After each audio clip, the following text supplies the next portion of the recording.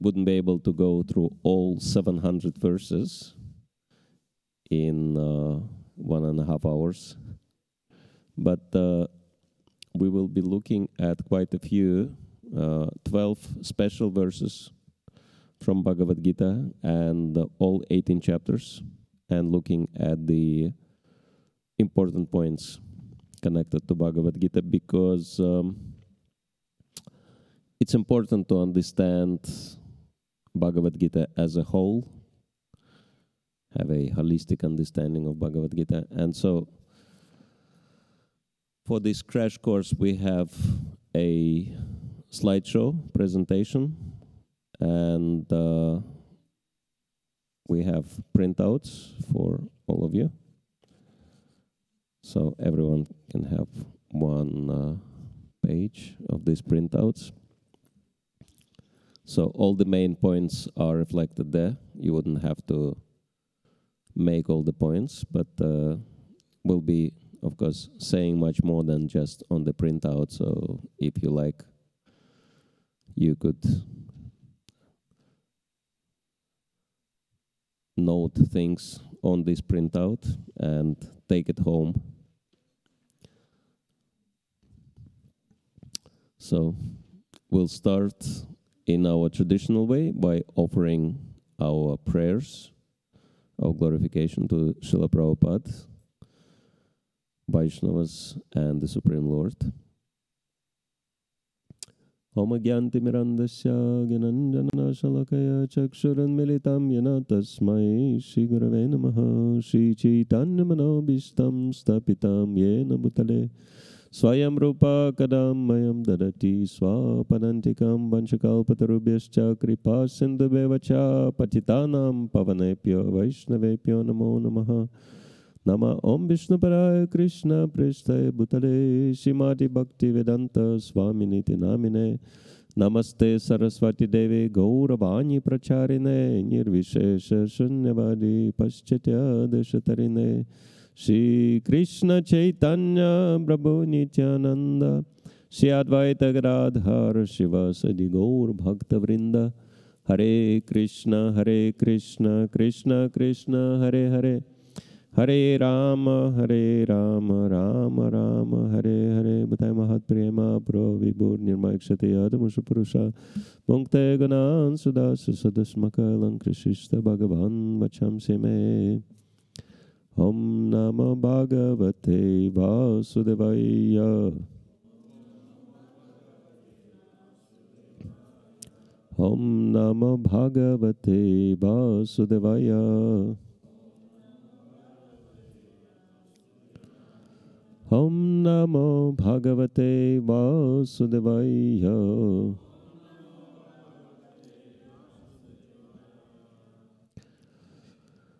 So, I was wondering if it is better to dim at least those lights which are near the screen to enable you to see better what's on the screen. Because some verses which are especially important. Yeah, that's good. Hope no one will fall asleep. Okay. Thank you. So, some verses which are especially important, I wanted to request you to chant all together in unison with me. And so, before we begin our crash course on Bhagavad Gita, first, and we wanted to mention that Srila Prabhupada named his Bhagavad Gita as it is because it is self-explanatory scripture. Everything is contained with Bhagavad Gita. And to understand Bhagavad Gita, first of all, we need to understand why have we gathered here tonight, what are we doing here, and what does it mean, or what does it mean to study and understand Bhagavad-Gita? And this is, Krishna explains in the final chapter 18, text 70. So he says, Adhyashyate chayamam dharmyam samvadamavayo jnanaya gyanatanaha ishtasyam iti me mati. And I declare that he who studies the sacred conversation of ours worship me by his intelligence. So, to study Bhagavad Gita means to worship him.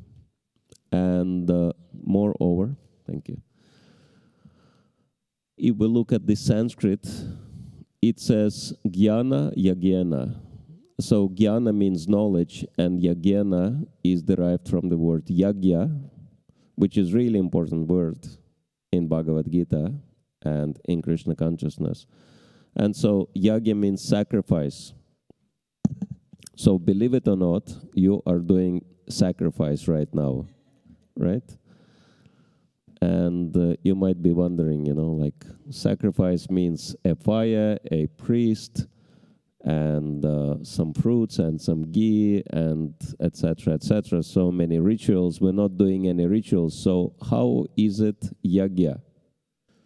How is it a sacrifice, what we are doing right here, right now? But if you think about it, actually sacrifice is not just a religious ritual.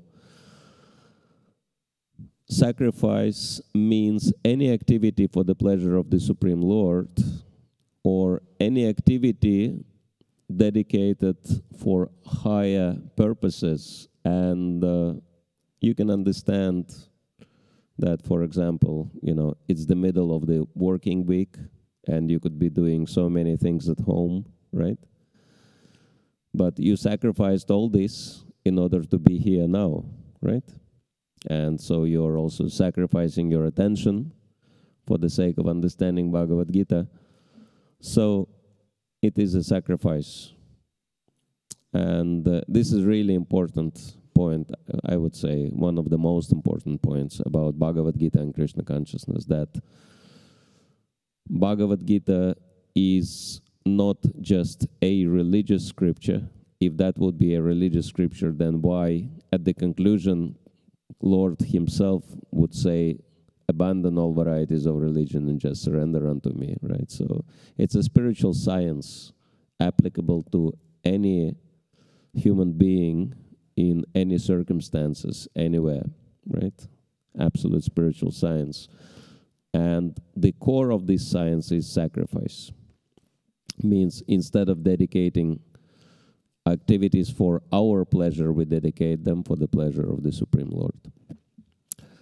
And if we open the introduction to Bhagavad Gita, that's also mentioned in your handouts, it is explained that there are 5 main topics Bhagavad Gita presents.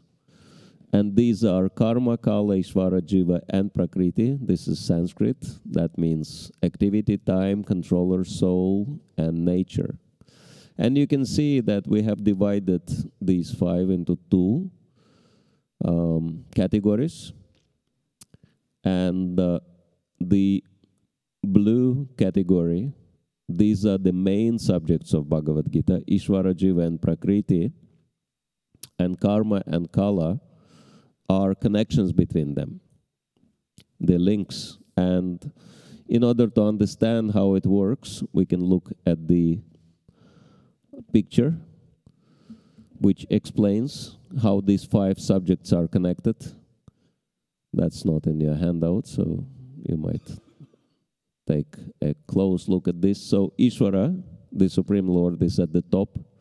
And so he's influencing both jivas, living entities, and prakriti through kala, which is time, right? Time is controlling us, and time is controlling material energy as well, right? And we are connected with prakriti, or nature, through karma, wherein we are acting and prakriti is reacting, right? So this is how the laws of karma operate. So this is the major connections between these 5 subjects. And if we open the content of the Bhagavad-Gita, we'll see that it is consisting of how many chapters? 18 chapters, and they are divided into 3 main parts. First part of Bhagavad-Gita, first 6 chapters, is explaining what is Karma Yoga. The middle 6 chapters explaining what is Bhakti-Yoga. And last 6 chapters explaining Jnana Yoga. And in order to help you to understand Bhagavad-Gita in a very easy way, we made something which I call Bhagavad-Gita Counter. So we'll be counting up to 5 points, and if you remember these 5 points, you can explain to any layman what is Bhagavad-Gita in 5 minutes, right? So you can have a crash course, not only 90 minutes, but 5 minutes as well. So point number 1 is that there is only one special scripture on the planet which was spoken by the Supreme One. So there is only one Supreme Lord, Krishna, as confirmed and explained in Bhagavad-Gita. Srila Prabhupada was saying, if you have another idea who is the Supreme, you bring this up, and then we'll compare your Supreme with Krishna, and we'll see who is more suitable candidate, right? So far, in the human history, no one was able to claim any other personality to be Supreme except Krishna. And so other scriptures, they speak about God, but Bhagavad-Gita is very special scripture spoken directly by the Supreme Lord himself, the Father of all living beings. And what is the subject matter of Bhagavad-Gita? Or rather, what is Bhagavad-Gita? Bhagavad-Gita is conversation between two, right? So point number 2, 2 friends talking to each other, sitting on the same chariot. Analogy which is given in Upanishads is 2 birds sitting on the branches of the same tree. That means 2 souls that is situated in one body. The individual soul and super soul. And these 2 are linked or connected to each other, and the word connection in Sanskrit is yoga. And so Bhagavad-Gita is the science of yoga. And there are 3 main divisions of yoga in Bhagavad-Gita, as we already explained: Karma Yoga, Bhakti Yoga, and Jnana Yoga. And interestingly enough, even though Bhagavad-Gita is the book on yoga, there are no description of any yoga exercises or asanas, right? Well, kind of mention of one asana in the 6th chapter, but that's about it.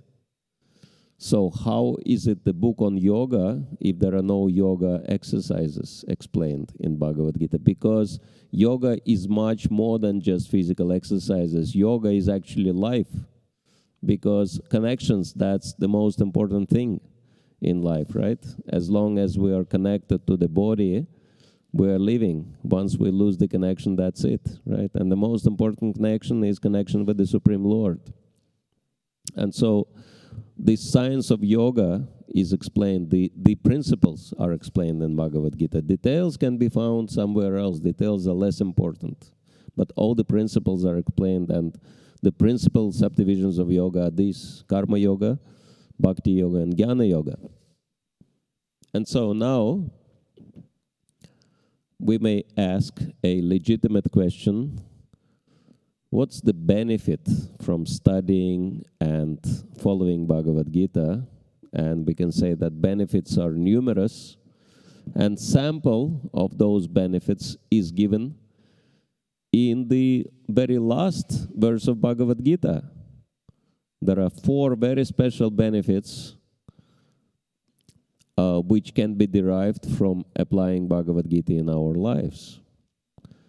That is explained in 1878.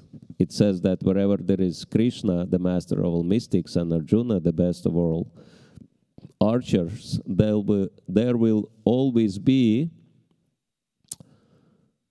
first of all, opulence, and then victory, and then power and morality, extraordinary power and morality. And so then point number 5, that 5 main topics is explained in Bhagavad Gita, which we already mentioned. Now, the next question we might ask ourselves could be, what is the relevance of Bhagavad Gita in our lives? Because this is very, very old book, right? This is the scripture which was given more than 5,000 years ago. And it was different age and different circumstances. It was spoken on the battlefield. Krishna and Arjuna were sitting on the chariot, and Krishna, the Supreme Lord, was next to Arjuna. So we are living in the 21st century, and there is no war in this country, thanks God. And also Krishna, he is so far away, right? We're here in the material world, in America, in New Jersey, and Krishna is in the spiritual world. So how Bhagavad Gita is relevant for me, but then Srila Prabhupada explains in one very important purport in Srimad Bhagavatam, Canto 9, Chapter 1, which is the departure of Bhishma Dev, and purport to text 21, he is explaining that he, Krishna, is Paramatma, or the super soul present in everyone, as the supreme guidance, and therefore he is already the chariot driver and counsel of all living beings. When he therefore exhibits himself as chariot driver of Arjuna, there is no change in his exalted position. It's the power of devotional service only that demonstrates him as the chariot driver or the messenger. So this particular quote is helping us to understand that Bhagavad Gita is as relevant for us as it was relevant for Arjuna 5,000 years ago. Because are we sitting in the chariot? Yes. What is the chariot? Yantra Rudani Maya, Bhagavad Gita explains that the chariot made of material energy, that is the body. And where we are in this body? In the heart, right? And who is next to us? Paramatma, Krishna, right? Paramatma and Krishna are non-different. And are we in the war situation? Yes. Struggle for existence, human race. The only hope is your loving grace, Prabhupada explained, glorifying his spiritual master. So yeah, the most prominent feature of war is death. And are we dying? Yes, we are. That Srila Prabhupada one time was interviewed and was asked if India is such a developed spiritual country, then why the death rate in India is higher than in the first world? And Prabhupada said, what do you mean? Death rate is always the same. It's always 100%. So, Jatasi Hidruvam Ritur, whoever takes birth will sure die. Is sure to die. And so, it's like war. It's just a matter of time. When are we going to be defeated? But if we want to be victorious, what do we have to do? We have to fight on Krishna's side. Then we can become immortal. This is one of the many benefits offered by spiritual practices, that you can become victorious in the struggle for existence, and you can become immortal. You can transcend death even in this lifetime. So, and what is the function of Krishna, who is sitting in the heart as Super Soul? It's exactly the same as he was performing next to Arjuna. He was guiding and counseling, right? He and actually driving also the chariot. Who is, like, one time I came across one atheist who challenged me. He said, "What are the proofs that there is God?" I said, "Well, one proof is that," I actually told him, "I'll ask you one question. If you answer to me this question, you can understand yourself what is the proof of God." He said, "What's the question?" I said, "Who is driving your body? Who is operating your body?" And of course, he couldn't say he's doing that, right? Because, I mean, we can say, "Oh, I'm lifting my hand," or whatever, "I'm walking, I'm talking." Certain things we can claim we are doing, right? But how in the world you growing your hair, right? And how do you digest your food exactly? Which, chemicals you're adding there? It's like there are trillions of functions in our body we have no idea of how they're happening. Who is running this machine? So it's so obvious. So yeah, of course he couldn't answer this question. It's very simple. That some people say there are no proofs of God. There are proofs at every single step in our life that there is God. And so, yeah, he is running our body, and in the same way as he was driving Arjuna's chariot, and he is always ready to give us good advice. It's just our choice whether we want to listen to him or we want to listen to our own minds. But he is there for us, and that's why if we want to be guided by the Supreme Lord, we start with studying Bhagavad-Gita, because it's exactly the same thing what Krishna speaks as the Super Soul. The same thing he speaks here in Bhagavad-Gita, no difference, right? This is how you will learn, okay, this is coming from Super Soul. If you hear the same Bhagavad-Gita from within your heart, right? Okay, so, yeah, this is Paramatma, who is guiding every living entity, if they wish to be guided, and controlling everything. And so now we'll look at Bhagavad-Gita closer, that if you take new book, of course, there is a saying, don't judge the book by the cover, but this is what everyone does anyway, right? And so normally when you take the new book, what do? You look at the cover, right? The front and back cover of the book, and trying to understand something about the book from the cover. So let's see if we can understand something about Bhagavad Gita from the covering verses. First, the very first and the very last verse of Bhagavad Gita. Quite famous verses. First one, and the only one which was spoken by the blind king Dhritarashtra, addressing his secretary Sanjaya. And what was, can you see the text? Okay. Huh? Not fully. Anyway, those of you who know this verse, it's a very famous verse, you can chant together with me. Dhritarashtra vacha dharma kshetre kurukshetre samaveta yutsavaha mamaka pandavaschaiva kima kurvata sanjaya. So,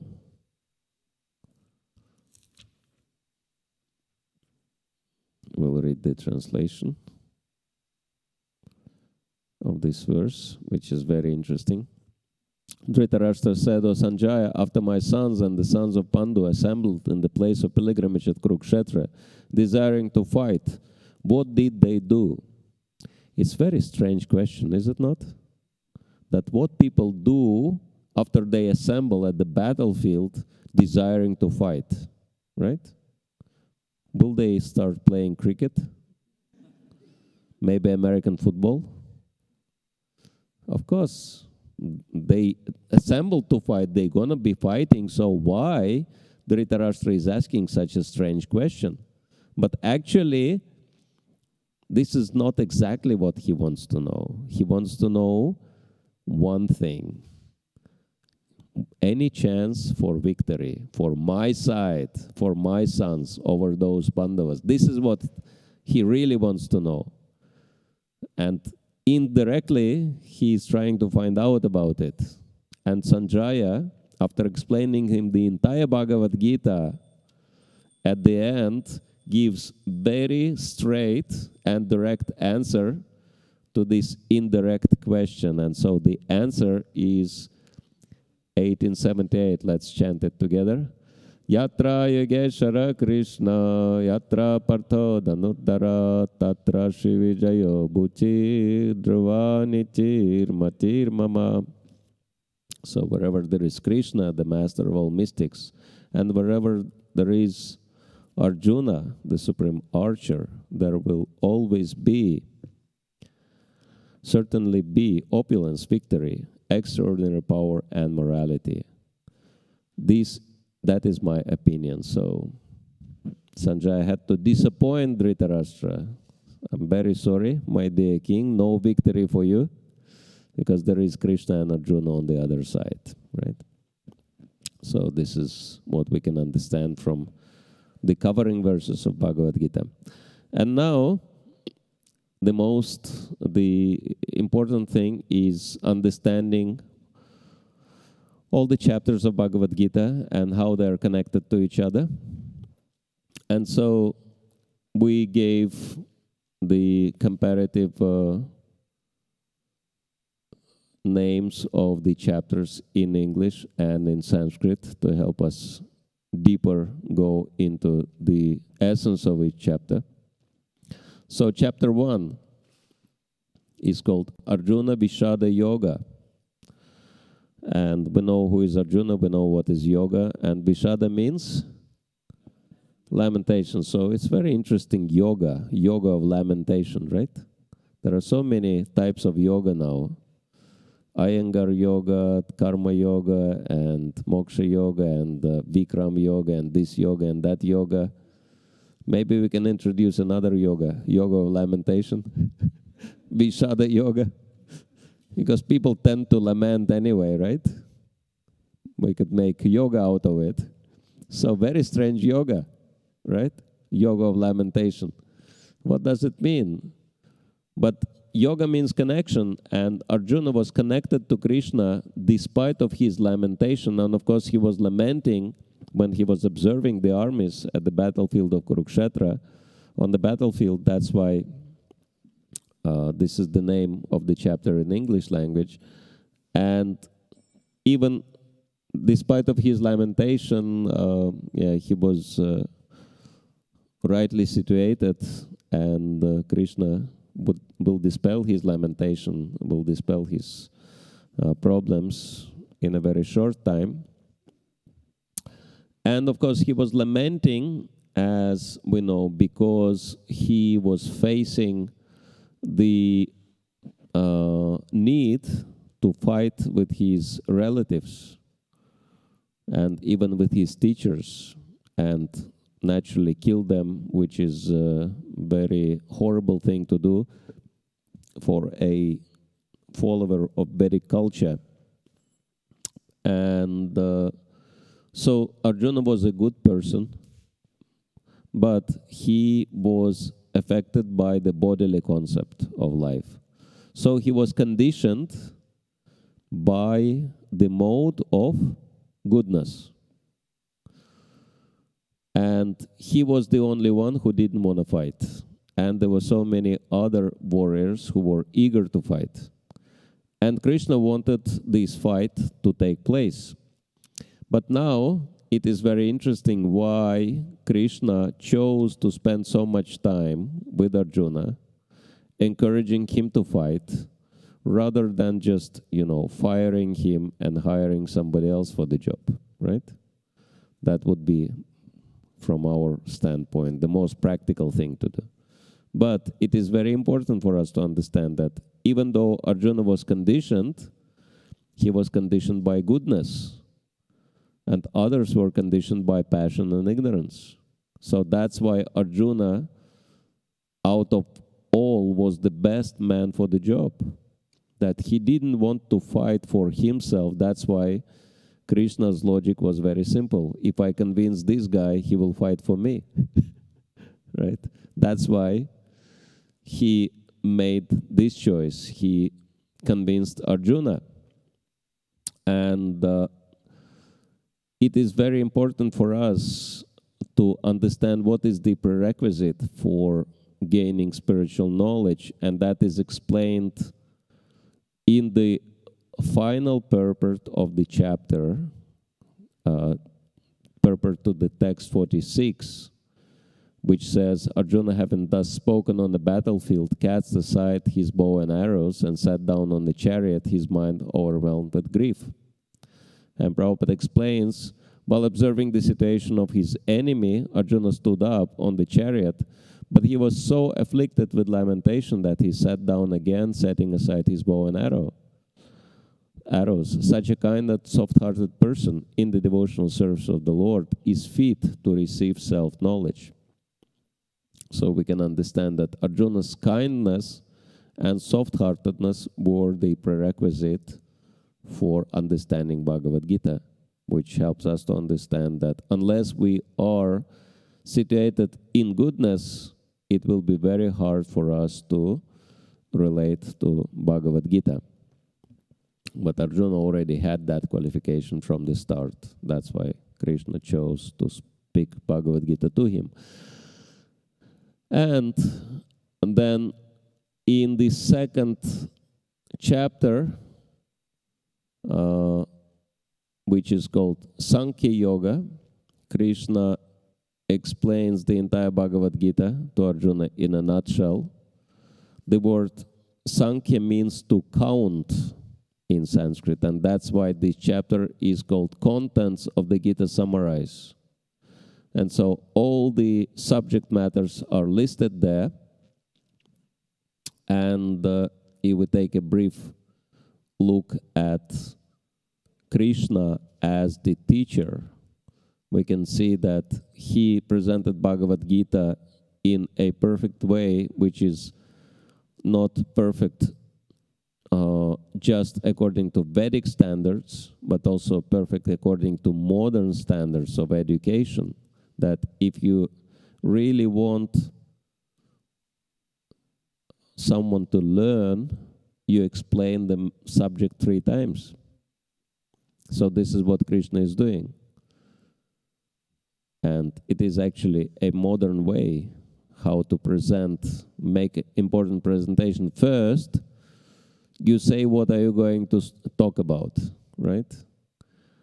Then second, you elaborate on the subject. And third, instead of, again, summarizing, you highlight the most important points. And this is what Krishna is doing. In chapter 2, he is presenting the whole subject of Bhagavad-Gita. From chapters 3 to 17, he is elaborating. And chapter 18, he is highlighting the most important points. That's why chapter 18 contains, there are 3 repeated statements in Bhagavad-Gita verbatim, and 2 out of 3 are in chapter 18, right? Which shows that chapter 18 is highlighting most important points. And of course, there is one subject which is elaborated in the chapter 2, and Krishna is not really coming back to that subject so much, just mentioning here and there, but not so elaborately as in the chapter 2. that we are not the body and we are spirit souls, which is the foundation of our philosophy. One time Srila Prabhupada was asking his disciples, what's the foundation of our Krishna conscious philosophy? And devotees were saying, oh, Krishna is God, and devotional service to him is the most important thing in life. Going back to Godhead, this and that. Prabhupada said, no, this is not the foundation. Foundation is you are not the body, but your spirit soul. That's the foundation. And it's very interesting that this point is explained even before Krishna explains that he is the Supreme Lord. That first he did it in the 4th chapter only, but he explained that we are not the body already in the 2nd chapter. Okay, and then he explained to him everything else in a nutshell, but still Arjuna was confused because Krishna, from one hand, he was saying you should fight, but from the other hand, he was saying you should live in peace. Especially the last 2 verses of Bhagavad, of the 2nd chapter, that out of 3 last verses, 2 are talking about peace. And Arjuna was really confused. Am I supposed to fight, or should I live in peace? So, interesting. Krishna almost convinced Arjuna, but with the last 2 verses, he completely bewildered him. And Arjuna was thinking, how in the world I can peacefully kill people, right? Of course, for some people, it's very easy to understand that we're going to have peace when all our enemies will rest in peace. But Arjuna was not this kind of the man. He wanted to understand what Krishna meant by peace, attaining lasting peace. And then the 3rd chapter is inquiry. From Arjuna again, he was asking to elaborate. And actually, it's interesting. He challenged Krishna. He said, if you think that the path of intelligence is better than the path of fruitive work, then why you're trying to involve me in this ghastly warfare? He kind of questioned Krishna's integrity, if you will. Kind of you seem to be manipulating, trying to manipulate me with this philosophy, but trying to make me do what you want to do. Why is that? And then Krishna didn't become upset with that, but he peacefully, he clearly explained to Arjuna a very important point, that life is meant for doing not what we want to do, but doing what we have to do. And what's the most important thing we have to do? We have to act out of duty. And what's the most important duty? What's the most important karma in our life? This is yagya. So the whole Bhagavad-Gita starts with this point, that our life is meant for yagya, right? Sacrifice. We have to sacrifice our personal interests for the sake of higher cause, right? And it's very interesting that even psychologically, no matter whether people believe in God or not, everyone understands that subconsciously, that a human being means sacrifice, right? That one who is sacrificing his personal interests for the sake of higher cause is considered to be a real human being, right? But if someone does not wish to sacrifice anything for anyone and just lives selfish life Does that person consider to be a human being? No. Even materialistic people say, this is not a human. This person is like dog or hog, right? Because selfish life is not human life. And so this is really important, that we need to sacrifice our personal interests for the sake of higher cause. And Arjuna had to go through pretty serious sacrifice. He had to sacrifice his family members for the sake of pleasing the Supreme Lord, for the sake of doing his duty, because his family members happened to be culprits and criminals, and they had to be punished accordingly. It's not that it was done indiscriminately. Actually, even though Mahabharata, Krishna did everything possible to, you know, what do you call it, to heal the relationships, to solve that dispute, mediate, but it didn't work, no matter how much he tried. And so it's like if you have a serious disease like cancer, and nothing works, so what do you have to do? You have to operate and cut out the cancerous cells from the body, right? So that's the extreme measure, but sometimes it has to be taken. So in that situation, these guys, they were like cancerous cells in the body of the society, and so they had to be cut out, and Arjuna was meant to do that. But they were his own relatives. And it's understandable, right, that, say, if someone is affected by cancer, and cancer is, you know, developed in a large part of the body, and that part of the body has to be cut out, no one is really happy to do that, right? But sometimes we have to do it. For the sake of the whole body, we have to sometimes sacrifice part of the body.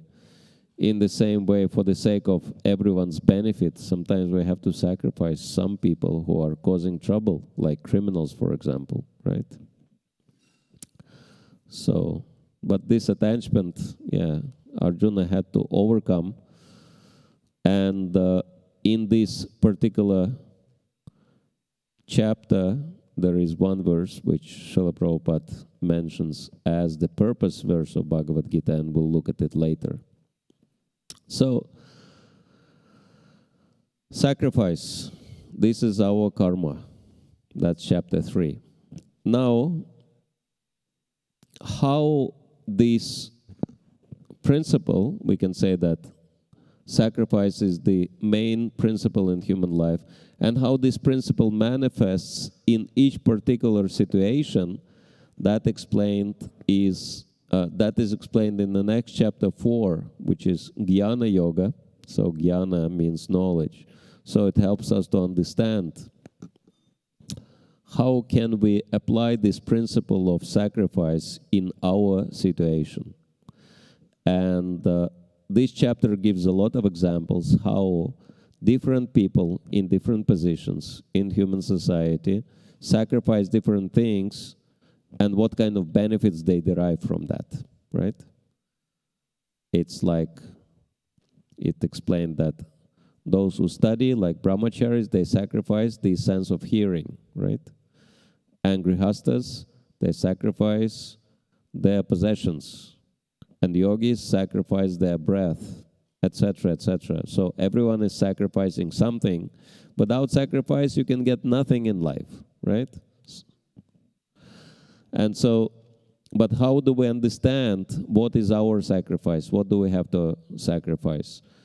And that's why Krishna says, yes, that this science is not easy to understand. That's why you need guru, the master, spiritual master, who can explain this science.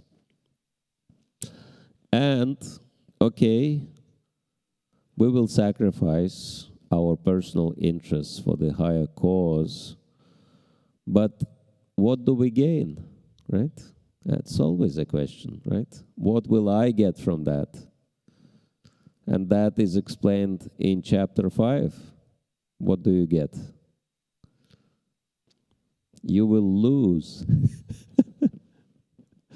First, you will lose. But you will lose things you don't really need.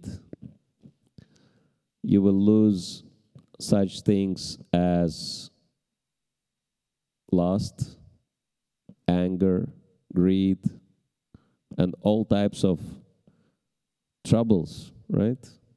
These things we don't mind to lose. So, and this is important, that this is the purpose of sacrifice. It purifies the heart. And what does it mean to sacrifice? For the sake of sacrifice, we have to develop the mood of renunciation, sannyas. And what does it mean? In Krishna conscious terms, it means that we, instead of just giving things up, we use everything for the sake of Krishna, right? So we put this picture there because this is the most dear thing for everyone, right, in the world. But sannyas means you have to give it up, not just give up, but give up for Krishna. Means you have to use your attachments for pleasing Krishna, right? So that's sannyas, and that will purify our heart. And then the next question, why do we need to purify our heart? And chapter 6 is helping us to understand that there is a Supreme Lord in the heart. And so unless our heart is pure, we cannot really connect to the Supreme Lord who is inside of our heart. For that, that communication channel has to be clear, right? So that's dhyana yoga. And once we connected with the Supreme Lord in the heart, then from this point onwards, the real devotion starts, Bhakti-Yoga. And the first chapter, which marks the beginning of Bhakti-Yoga, is chapter 7, which is Vijnana Yoga. And Vijnana is different from Jnana because it is realized knowledge. It is very specific knowledge. And what is very specific knowledge? It is understanding that everything is connected to the Supreme Lord. So this is really important. Once we establish our connection inside, we will see that outside also everything is connected to Krishna, right? Everything is linked to Krishna. And why do we need to understand these things? Two benefits coming from there. One is that we can always remember Krishna, because Krishna is in everything, and everything is connected to Krishna. And two, which is even more important, that we can remember him, but two is that if everything is connected to Krishna, if everything belongs to Krishna, what does it mean? What's the conclusion? If everything belongs to Krishna, everything has to be, everything has to be given back to Krishna, right? So that's why devotees are not just passively meditating on Krishna, devotees are actively meditating on Krishna. They taking Krishna's property and they giving it back to Krishna. Like you've done here, you've constructed a temple for Krishna, right? And like devotees do in Mayapur, they construct a big temple of Vedic planetarium. So this is what devotees do all over the world. They take everything and give it back to Krishna, offer it to Krishna. So that's the principle. And if you do like that, if you take everything and use it for Krishna, you can remember Krishna your whole life. And if you remember Krishna your whole life, you will also be able to remember Krishna at the time of death, right?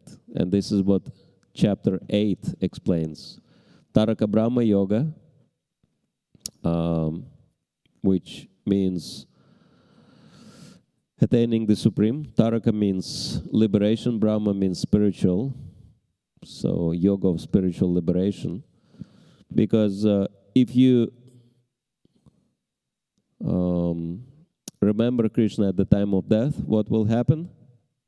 You will go to Krishna, right? And when you go back to Krishna, that's really important to remember Krishna at the time of death. These two people had to remember Krishna at the time of death. One voluntarily remembered him with love, and the other one was forced to remember. But whether it is done voluntarily or by force, you go back to Krishna.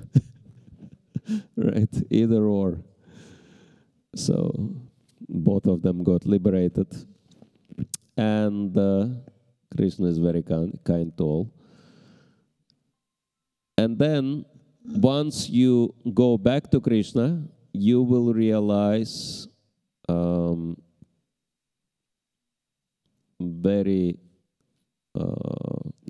you will realize a lot of confidential knowledge. Actually, chapter 9 is called Raja Guhya Yoga. Raja means supreme or top, and Guhya means secret, right? The king of all secrets, the king of all knowledge. That is chapter 9.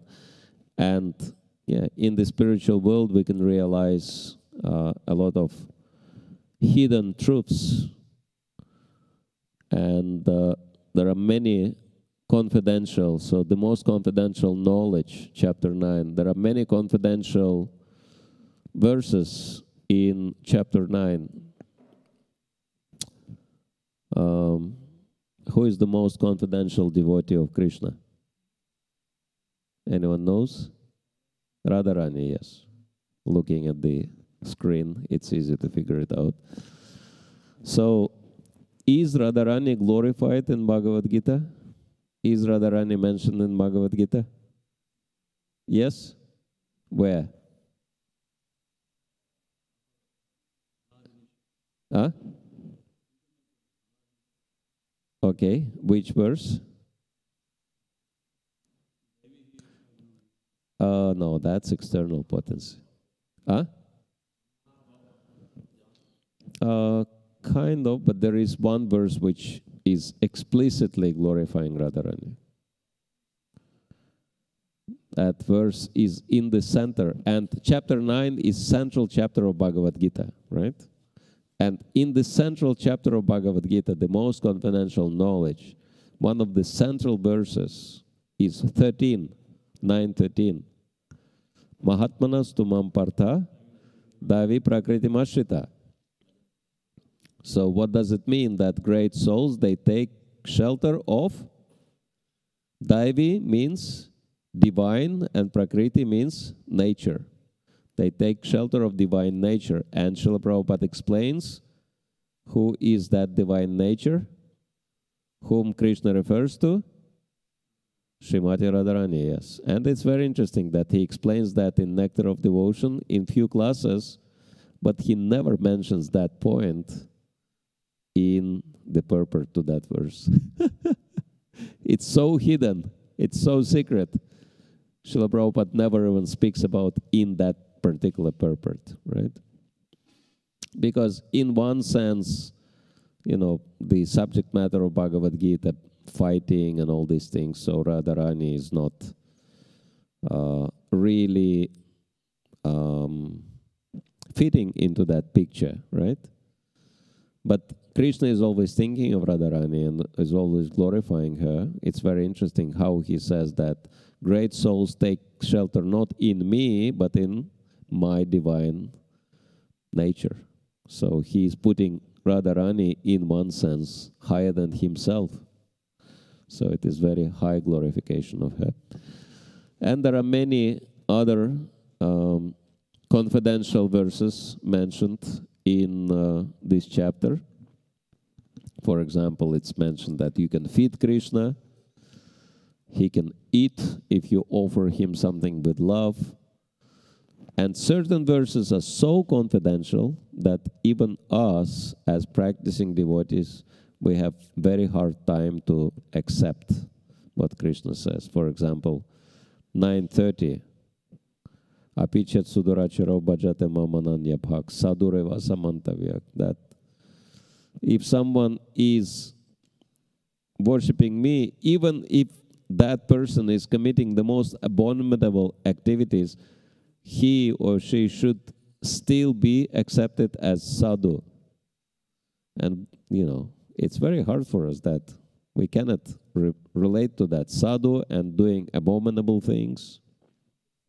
But then what Krishna says in the next verse, Kshipram bhavati dharmatma sattvachanti nigachati, that you don't worry about this. Very quickly he will become righteous and attain lasting peace. My devotee will never perish. So Krishna is helping us to understand, you don't worry about his faults, I'll take care of that. Right? It's none of your business. So, and then it is finishing with very confidential verse, which is explaining the entire process of devotional service in a nutshell. And that is that verse you mentioned, Man mana mau man bhakto madhyajimam namaskuru, 9:34. And then, after speaking the most confidential knowledge in the central chapter of Bhagavad-Gita, the next chapter, Krishna starts with very interesting statement. He says, listen carefully, Arjuna, and I will explain to you the knowledge which is even better than the one I spoke before. And this is really confusing. Most confidential knowledge was already spoken. What can be better, right? But from Krishna's point of view, it is very easy because he is not going to speak anything new. He will elaborate on the same things he mentioned in chapter 9. He will go deeper. That's why he says it's even better. I will unpack all this knowledge to you. And this is chapter 10, Vibhuti-Yoga. Vibhuti means opulences, special powers. So the opulence of the Absolute is this chapter. And Krishna, in chapter 9, he gives many, well, first of all, of course, where he's finished the chapter 9, describing the entire process of devotional service in a nutshell, three special,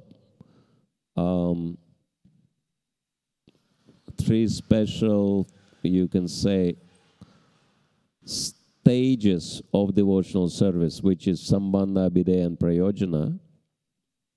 He elaborates on this in 4 verses in chapter 10, right? Where he stopped at chapter 9, he starts with chapter 10 with this. 4 seed verses of Bhagavad-Gita, 10 through 11. We'll look into it later. And then the things he mentioned in chapter 9, like Aham, Gata, Prabhu, Sakshi, Nivasa, Sharanam, Suhrit, etc. He was saying, I am the goal, I am the master, I am the source, I am the witness, abode, etc., etc., a friend. He gives very impressive examples of these roles of his in the material world. He says, for example, of the immovable, I am Himalayas, right? These are Himalayas on the picture. And we may think how Himalayas represent Krishna. But it is very easy to understand that it is actually very confusing that for example, Everest mountain, which is the tallest mountain in Himalayas, is attracting so many people, and they climb to the Everest, and it is two things. It is very expensive to climb, and it is very risky, right? It is so risky that many people actually died on the way up, and even more people died on the way down, because it's even more risky to go down than to go up. And just in case, if someone would want to climb, just for your information, it's costing not less than 100,050 US per trip, right? Yeah, because you have to have special equipment, oxygen bottles, and you have to have some Sherpas, helpers, local people who would carry your equipment, because you would never be able to carry that, because it's so hard in the mountains. So it takes a lot of money, and many people die. So why? And what are they striving for? Because imagine that you summited the Everest. What do you find there? First of all, it's empty. There is nothing there, right? And it's really cold. And you cannot even stay there for long, because you have to go down. Otherwise, it becomes really risky. So why people risk their life and give so much money for this apparently useless exercise, useless and deadly exercise? Why do they do that? Simple thing. Because it is Krishna. And Krishna is so attractive. People ready to die to be with Krishna, right? And I was thinking, this is one thing we haven't explored, preaching to those who went to Everest, because you check the YouTube, every single climber is doing puja to Everest. Sherpas are encouraging them to do that, right? Sherpas are local Nepali guys who are helping those people. They do real puja to Everest.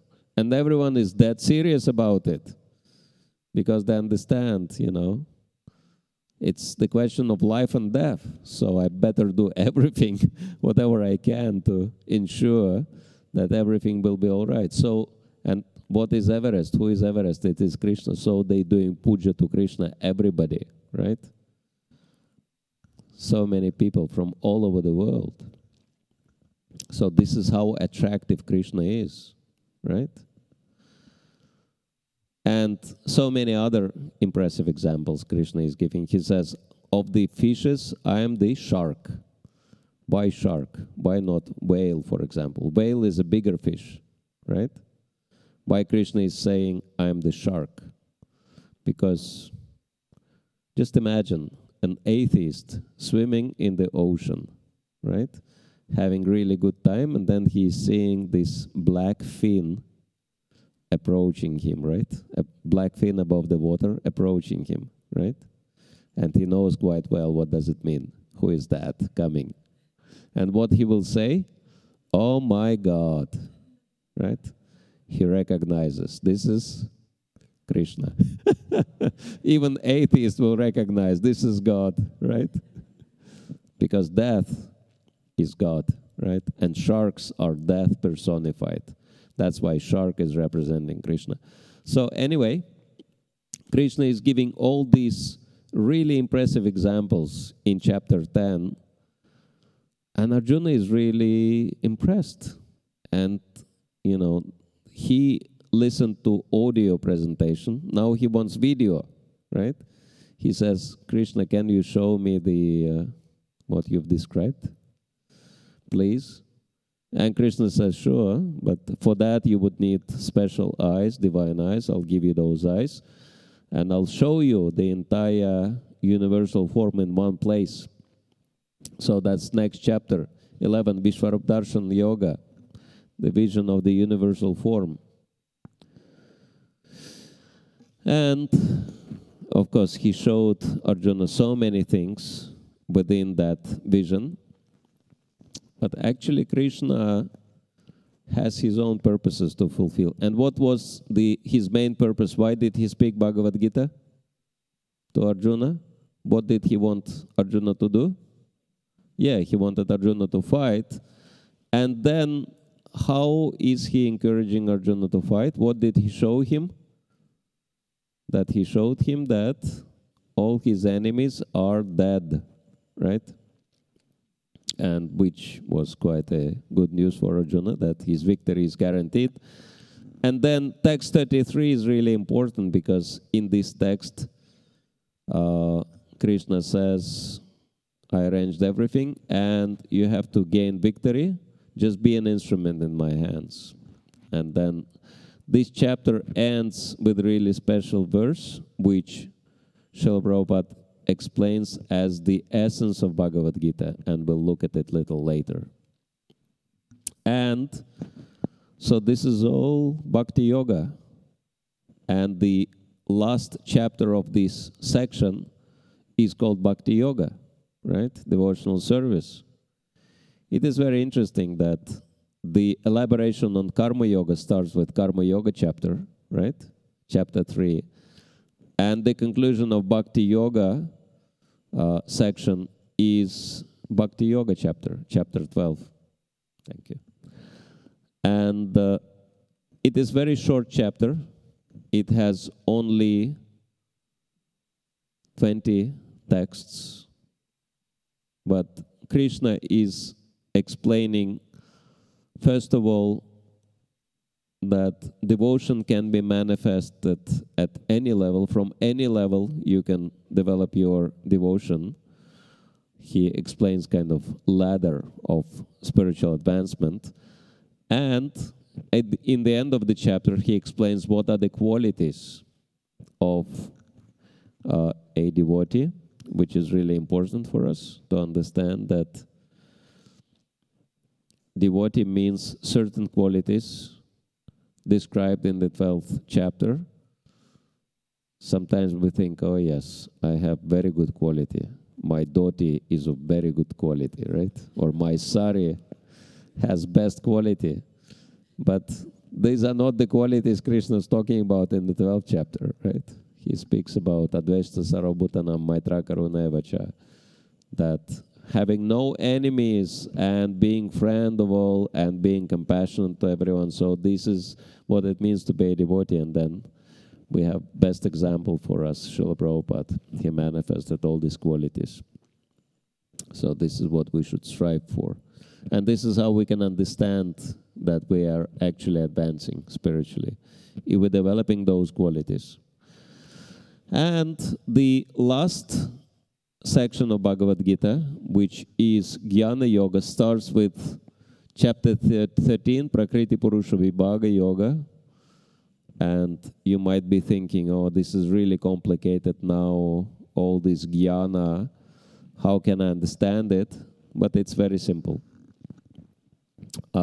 Because if you remember, there were 5 subject matters in Bhagavad Gita, and 3 out of 5 were the main ones. Which ones? Ishvara, Jiva, and Prakriti. Very good memory. Congratulations. And so you look at this title of the 13th chapter, Prakriti Purusha Vibhaga Yoga. So Vibhaga means discrimination. And so Prakriti is, of course, Prakriti, but then Purusha refers to 2, right? Who is the original Purusha, Adi Purusha? Krishna. And who is trying to be Purusha? We are trying to be Purusha. So these 3 subject matters are described in chapter 13 by Krishna, how Jiva is trying to enjoy Prakriti and how the original Purusha, Krishna, is acting as Upadrashta and Anumanta. He is the witness and he is the he's authorizing everything, whatever is happening. So he's in the spiritual world, but he's making sure that material world is also running. So, and again, Krishna as the best teachers in the whole creation is first explaining the three subjects in one chapter, how they are connected to each other. But then, after that, he takes each subject separately and explains those in 3 chapters following that. So this chapter, guess what is the subject matter? He is explaining in chapter 14, Guna-traya Vibhaga Yoga, 3 modes of material nature. So what's the chapter? What's the subject? Prakriti. Yes, good. Yeah, how the modes of material nature controlling everything, and how important for us to overcome those modes at the end of the chapter. And then chapter 15, Purushottama Yoga. What's the subject? Purusha, yes. The Ishvara is the subject matter. What's the role of Krishna in this material creation? What he's doing here, right? We are trying to enjoy what he's doing here. He's protecting and providing. That's why we put Krishna, the lifter of Govardhan Hill, because this is what's happening here. And chapter 16, really easy, the last subject out of 3, Daivasura Sampad Vibhaga Yoga, divine and demonic natures. Was the subject? Jiva. What kind of jivas we have? Divine and demoniac, right, in this material world. And at the end, Krishna says, what's the difference between divine and demoniac? Divine are following Shastra, and demoniac are not following Shastra, right? And then Shastra is helping us to develop faith. And yeah, this is divine and demoniac. Mostly demoniac are described. That's why they take almost the whole picture, and divine are there like in a little corner there, right? Chanting Hare Krishna. And then in chapter 17, Krishna is helping us to understand how we can develop faith, because faith is based on scriptures. But then Arjuna is saying, what about other types of faith which are not based on scripture? What about those types of faith? And then Krishna says, yes, there are different types of faith according to the modes of nature. Shraddha-traya Vibhaga Yoga. 3 types of faith according to 3 modes of nature.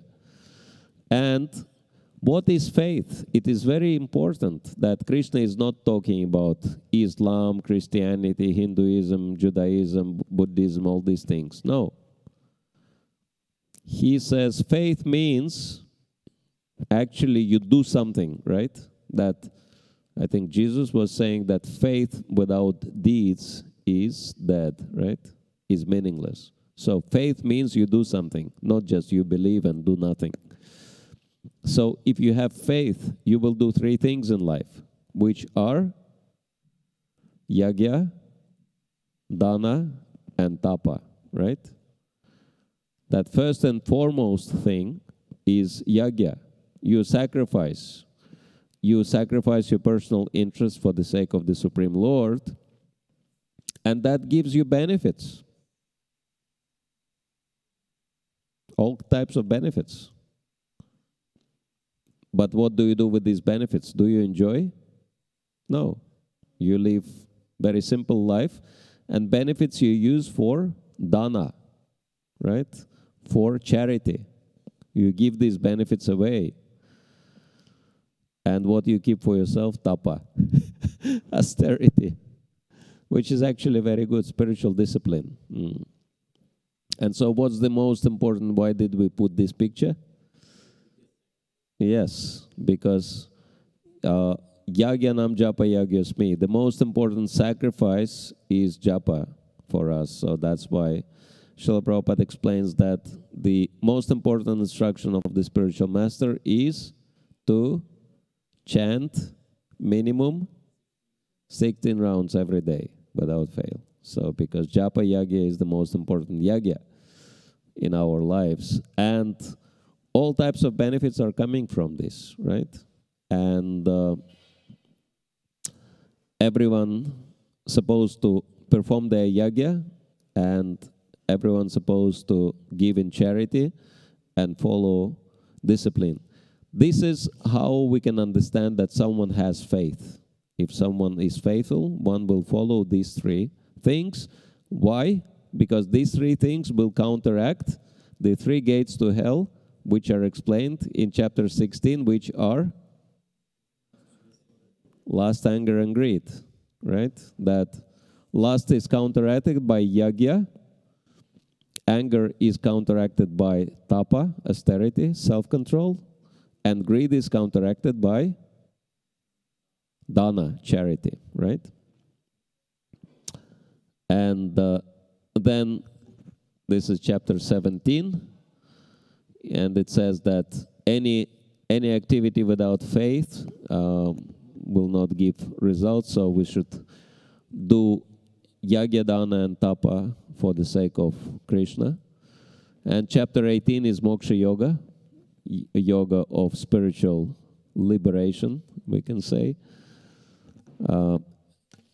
which Srila Prabhupada translates as perfection of renunciation. And it highlights all the important points in Bhagavad-Gita, and at the end it stresses surrender unto Krishna. So we put a picture of surrendering unto Krishna in there. And so this is the entire Bhagavad-Gita, all 18 chapters at a glance, and their connections. Now we will just look at the special verses of Bhagavad-Gita. We were mentioning that text 30 in the 3rd chapter. That is the purpose of Bhagavad-Gita. So if you see that text, you can chant together with me. Mai sarvani karmani sanyasya dhyatma chetasa nirashir nirmamo bhutva yudhyasva vigata jvara. So Krishna says in this verse, therefore, O Arjuna, surrendering all your works unto me, with full knowledge of me, without desire for profit, with no claims to proprietorship, and free from lethargy, fight. So, very interesting verse. First, Krishna says, Mai sarvani karmani, you dedicate all your activities unto me. This is transcendental level. Everything is for Krishna. Then, sanyasa adhyatma chetasa, that everything else you give up, and then adhyatma chetas, you develop knowledge of me. Knowledge belongs to which mode of nature? Goodness, right? So goodness we have to accept. Then, nirashar nirmamo bhutva, give up desire for profit and claims to proprietorship. These things belong to which nature, which mode? Passion. Passion we have to give up. And yudhyasva, you fight. How do you fight? Vigata jvara, giving up lethargy, which is ignorance. So very interesting. Transcendental level is supported by goodness, but we have to give up passion and ignorance. This is how we can be successful in our Krishna consciousness. That's really important verse. That's the purpose verse of Bhagavad Gita, because the Krishna's purpose was to make Arjuna fight, and this is how we can be successful in our war against Maya. Like Arjuna was successful, he was perfectly acting under Krishna's guidance. Then we were mentioning in chapter 10 4 seed verses which elaborate on the last verse of chapter 9, describing Sambandha, Bidet, and Prayojana. And so we will see how it is done in those 4 verses. First, Krishna says, I am the source of all spiritual and material worlds. Everything emanates from me. So this is Sambandha. This is understanding that Krishna is the source of everything. And what is the result of that knowledge? The wise who know this perfectly, I can hardly see the text there. The wise who know this perfectly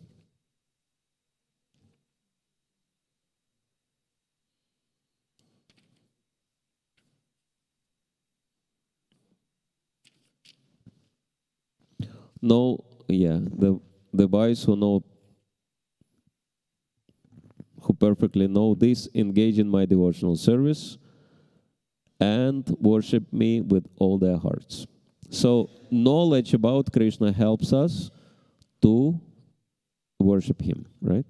So sambandha is really important. It helps us to connect with Krishna through knowledge. So knowledge is the first and foremost thing. That's why Prabhupada established daily classes.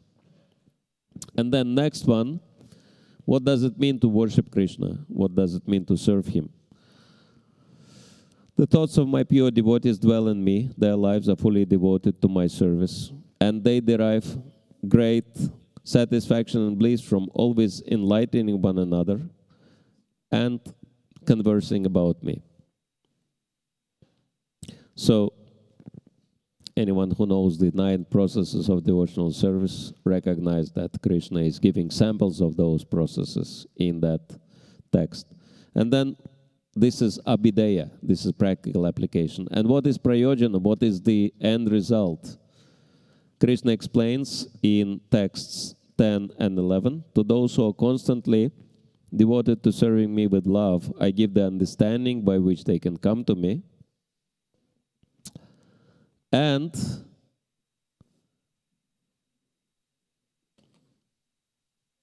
text 11 says, to show them special mercy, I, dwelling in their hearts, destroy with the shining lamp of knowledge the darkness born of ignorance.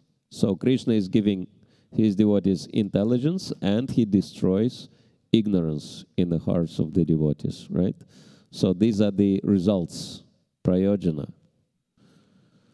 And then we were mentioning the last verse of chapter 11, which is the essence of Bhagavad-Gita, 11:55. So we can chant it together. Mat karma krin mat paramo, mat bhakta sangha varjita, nirvaira sara bhuteshu, yasa mameti pandava.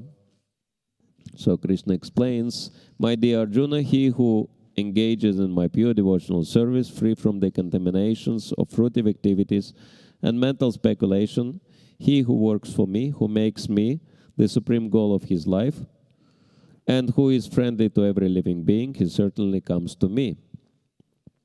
So this is really important. 5 elements which help us to come to Krishna. First, mat karma krit, you do everything for Krishna. Next one, mat paramo, always consider Krishna to be the supreme goal, which is kind of not very clear why Krishna is stressing the same thing twice. If we do everything for Krishna, it's automatically assumed that we consider Krishna the supreme goal. Theoretically, yes, but practically, no.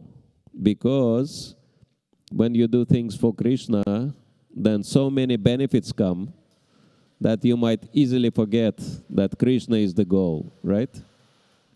Jai Shri Shri Radha Shyama Sundar ki jai, Shri Shri Jagannath Baladev Subhadra Shri Shri Gaur Nitai ki jai. So, this is why Krishna says, you remember me, that first you have to make sure that you remember Krishna. If you do things for Krishna, you remember Krishna.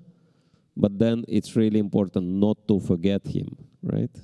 Because it's not very uncommon that people do things for Krishna, but then so many material benefits come, and then they forget about Krishna, right? They start to enjoy these material benefits, which are only byproducts of devotional service. And in the same way as many times people in international airports miss their flights when they shop duty-free, right? So it's important not to be sidetracked in Krishna consciousness. So that's why Krishna says, Mat Paramo. Then Mat Bhakta, become my devotee, means you develop those qualities which described in the next chapter 12. Sangha Varjita, give up everything which is not conducive for spiritual development. And Nirvaira Sara Bhutishu, do not have any enemies, right?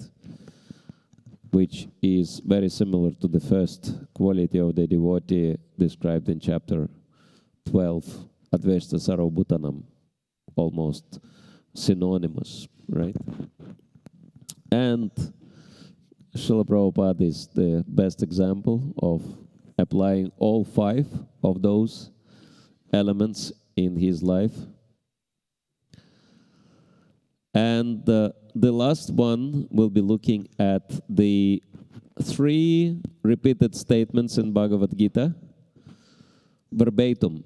And first one is appearing in chapter 3, text 23 and 4:11, which says, Mama Vartmanu Vartante, Manusha Partha Sarvashaha, that everyone follows my path in all respects, O son of Pritha.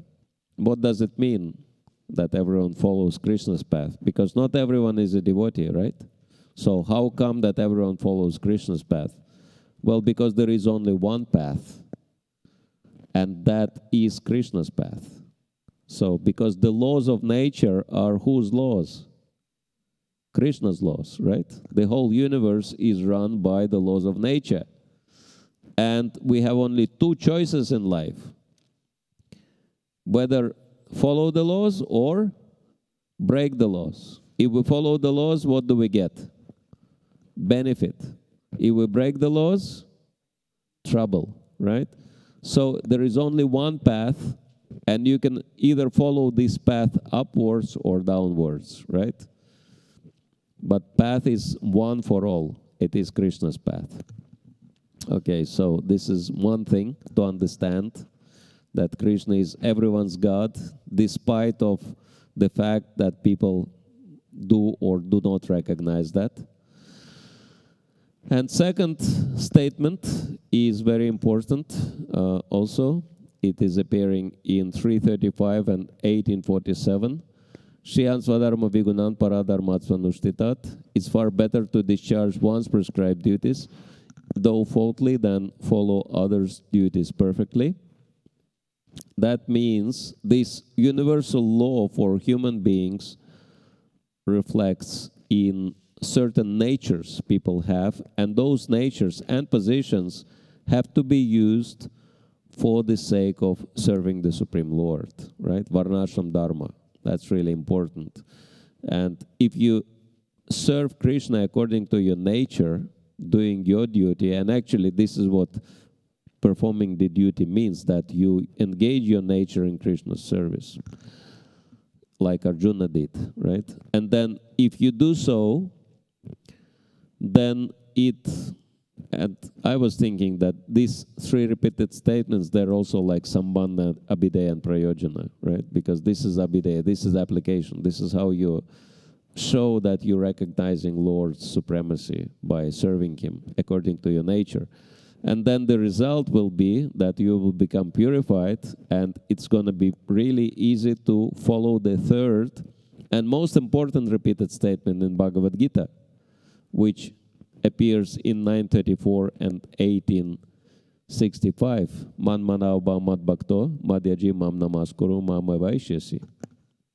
Engage your mind always in thinking of me, become my devotee, offer obeisances to me and worship me.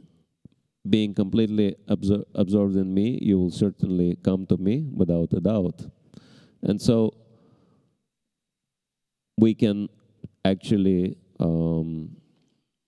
if we follow perfect Varnashram, it will help us easily worship Krishna and focus our minds on Krishna and become purified and develop our relationship with Krishna, and serving Krishna our whole life. We can go to the spiritual world and continue associating with Krishna and living happily forever, ever after, which is the purpose of Bhagavad Gita and purpose of devotional service. And this is what we are trying to help to understand through this course. So, thank you all very much. Hare Krishna.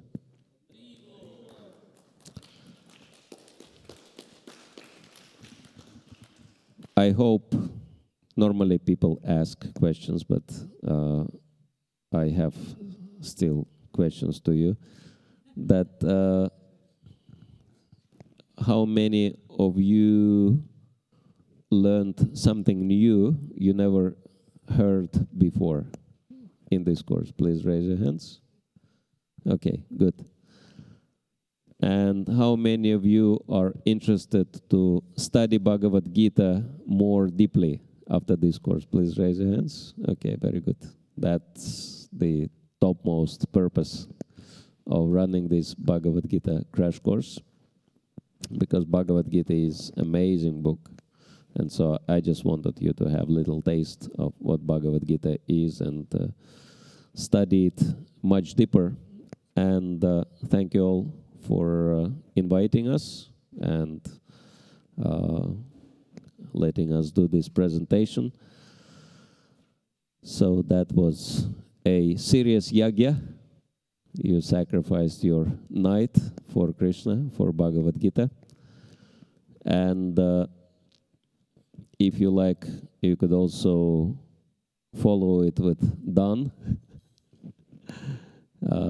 donations, because renunciates' duties are to study spiritual knowledge and share spiritual knowledge, and Grihasta's duty is to support us financially to enable us to continue our service. And in this way we can all succeed in tapa, in spiritual discipline, and help other people to learn about Krishna. Hare Krishna. Thank you all very much. Srimad Bhagavad Gita ki jai, Srila Prabhupada ki jai, Nitai Gaur Premanande.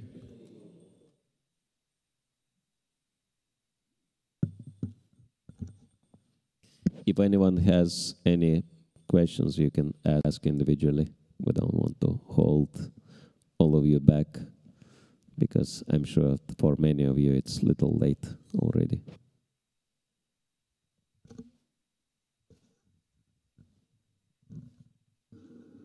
Was it clear enough? Yes? Okay, good. I'd like to thank Maharaj with a loud Haribo.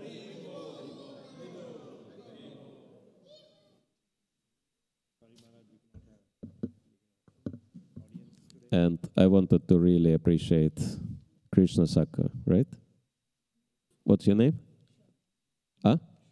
Shravan, okay. So I wanted to really appreciate Shravan, because he was sitting and listening very, very attentively. So here is the prize for Shravan. He has the best name, right? Shravan means hearing, so he's really good in hearing. Maybe we should name all children Shravan.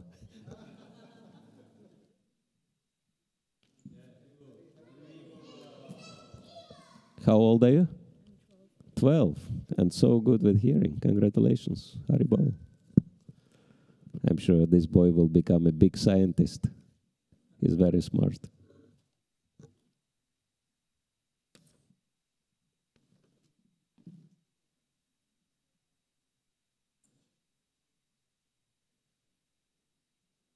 Everyone got handout? I have one extra. If someone is missing, or you have few extras. Okay, anyway, you can have this one. And the handouts for you, you can keep them.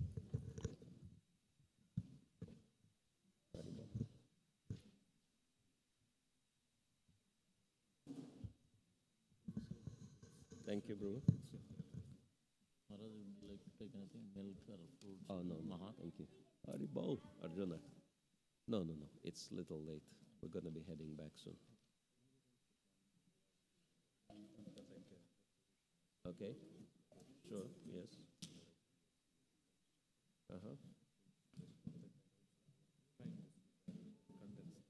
Sure. You wanted to use this presentation? Yes. It's on the pen drive in that. Yeah, you can copy it. Yeah, and use it. No problem. Hare Krishna. Okay. We still have a few more handouts. If someone's missing, you can take home.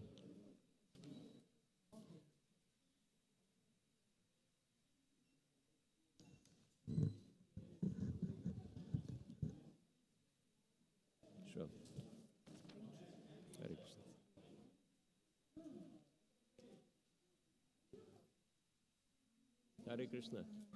I think I've seen you at the Bhakti Center, Yeah, right? yeah, you have. Yeah, we had a conversation one time. Okay. No, but I just had one question. If you Sure. have time.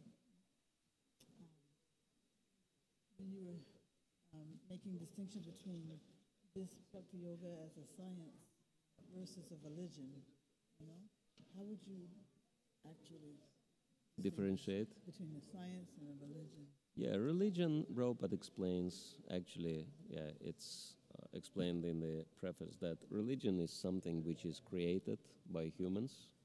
Religion is something which has beginning and end in human history. But spiritual knowledge is eternal, right? That religion is meant for a certain class of people or certain whatever category of people in a certain place and at certain time, right? Yeah. But spiritual knowledge is universal. It's meant for everyone, every single human being anywhere on the planet. You know, religion is limited, so but spiritual science like is unlimited. circumstantial, like. That's right. Yes. Yeah, I guess I never heard that religion was created by man. Yeah, because it has the beginning in human history, right? Religion. That's say Christianity was started by Jesus, and Islam was started by Moses or Muhammad, and thank you, bro. And Judaism by I guess I would Moses, have etc. characterized it differently. I guess I would have said, it was. Thank you. To say it was created by them, as if to say they like made it up. It's like it didn't come from